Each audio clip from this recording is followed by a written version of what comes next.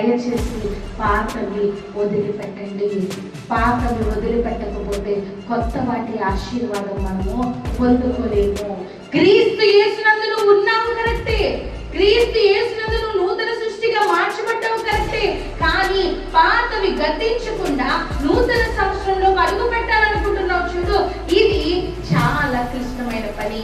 శారీరకంగా అడుగు పెడతావు, కానీ ఆ కొత్త ఆశీర్వాదములు పొందుకున్నా, కొత్త దీవెనలు పొందుకున్నా ఆ సంతోషం నీ హృదయంలో ఎంతోసేపు ఉండదు.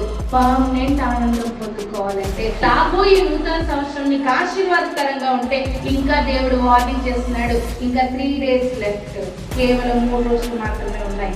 వాషౌట్ చేసుకుంటావా? పాతవి గతించిపోయేలా చేస్తావా?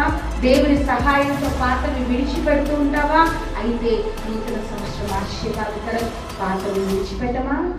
మళ్ళా సేమ్, మళ్ళా అదే గొడవలు ఇంట్లో, మళ్ళా అవే మనశ్శాంతి లేకపోవడం, మళ్ళా అదే ఏడుపు, మళ్ళా అవే నొప్పులు. కొత్త వాటి ఆశీర్వాదము మన హృదయంలో ఎంతోసేపు ఉండదు.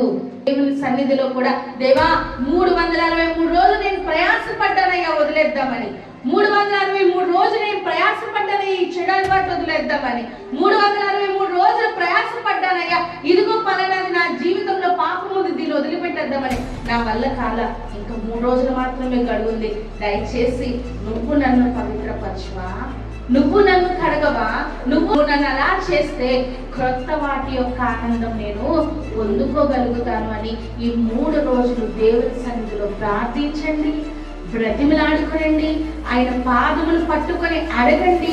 ఖచ్చితంగా దేవుడు పాత వాటన్నిటినీ కూడా వానిష్ చేసి పడేస్తాడు. కొత్త ఆశీర్వాదం అనుభవించగలిగే గొప్ప హృదయం మనకి ఇస్తాడు.